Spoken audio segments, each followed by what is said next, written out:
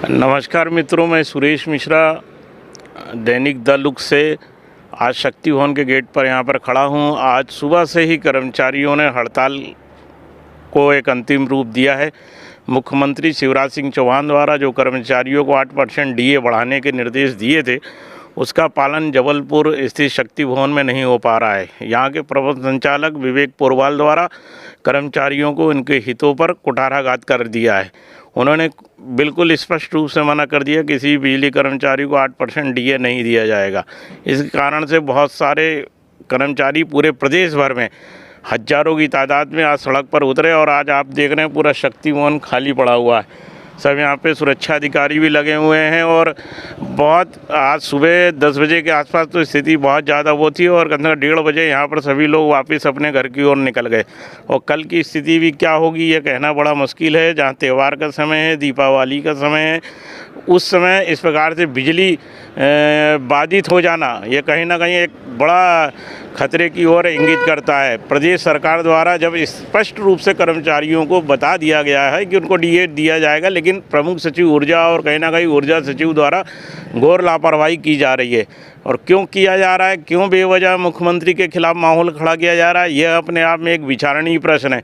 ऊर्जा विभाग के अधिकारियों के साथ में और कर्मचारियों के साथ में सौतेला व्यवहार क्यों किया जा रहा है, यह स्थिति देखते देखते कर्मचारी अब हताश हो गए हैं। उन्होंने अपने कर्मचारियों और अधिकारियों के द्वारा शासन स्तर पर मोर्चा खोल दिया है। पिछले भी 10 सितंबर 2020 को भी इसी तरह की स्थिति बनी थी और कर्मचारी हड़ताल की ओर अग्रसर हुए थे। 2021 में भी उन्होंने मुख्यमंत्री अपना ऊर्जा मंत्री के कहने पर हड़ताल को वापस ले लिया था।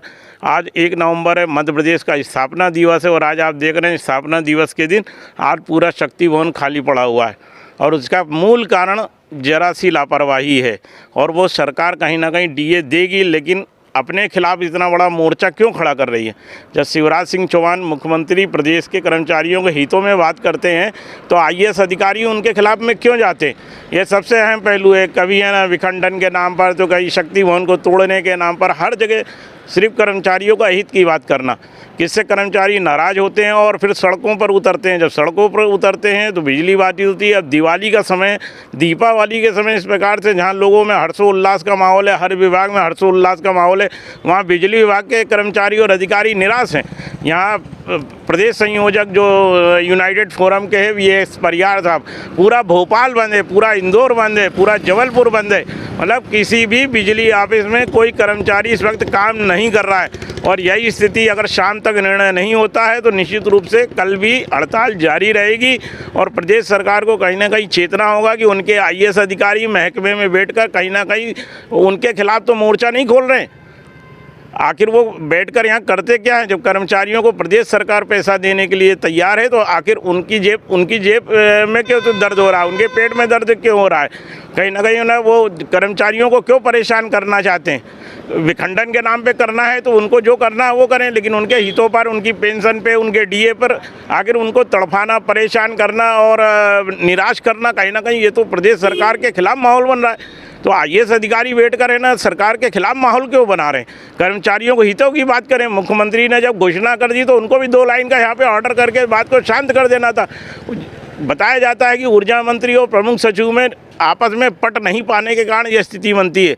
और रही बात विवेक पोरवाल की, विवेक पोरवाल ने निर्णय लिया है तो विवेक पोरवाल के संबंध में मैं बता दूं, विवेक पोरवाल जहां रहते हैं वहां पे स्थिति हमेशा तनावपूर्ण होती है। भोपाल एमडी रहते समय भी उनके खिलाफ में 10,000 आउटसोर्स कर्मचारी सड़क पर उतरे थे। आखिर उनके तबादले के बाद ही स्थिति है ना नियंत्रित हुई थी। जबलपुर कलेक्टर रहते हुए भी उन्होंने सिर्फ 1 साल के अंदर उनके तबादला हो गया था। 33 लाख रुपये के आदिवासियों की ज़मीनों के मामले में उनके खिलाफ में विधानसभा में यहाँ के विधायक इंदू तिवारी ने मामला उठाया था। इसके बाद उनको हटा दिया गया। भारी अप्रोच नेतागिरी हुई लेकिन उनका तबादला कोई नहीं रुकवा सका। अब वो आज जब तीनों वितरण कंपनियों के चेयरमैन बने तो आज फिर वही तानाशाही और लाल फीताशाही की स्थिति हो गई। आखिर कर्मचारी अधिकारियों के को है ना क्यों नहीं उनका वो दिया जाता, हक क्यों नहीं देने में क्या परेशानी है। आज शक्ति भवन मध्य प्रदेश के स्थापना दिवस पर सूना पड़ा हुआ है।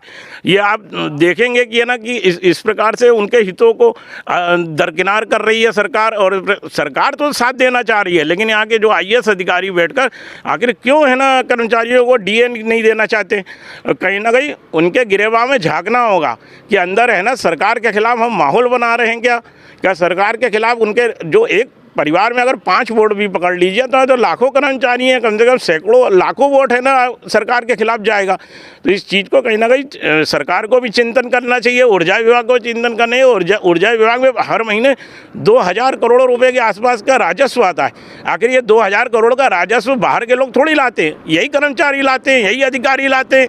और हमेशा उनको पैसे देने के नाम पर उनको परेशान करना, उनको इस प्रकार से त्रासदी देना, उनको उनके अधिकारों को नहीं देना, मतलब चाहे गाड़ी का मामला हो, चाहे उनको लाइन स्टाफ का मामला है। वो कहते हैं साहब खंबे की बिजली सही कर दो, खंबे की बिजली सही कर दो, लेकिन लाइन स्टाफ नहीं है।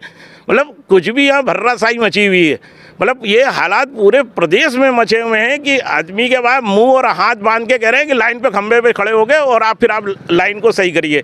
ये कैसा सिस्टम है ऊर्जा विभाग का। मध्य प्रदेश ऊर्जा विभाग कुछ अलग दिशा में चल रहा है, अपनी मनमानी में चल रहा है, अपनी हठधर्मिता पे चल रहा है। तो इस चीज़ को सोचना होगा, सरकार को भी सोचना होगा, यहाँ के बैठे IAS अधिकारियों को सोचना होगा। अनिमेश मिश्रा के साथ मैं सुरेश मिश्रा, दैनिक द लुक से।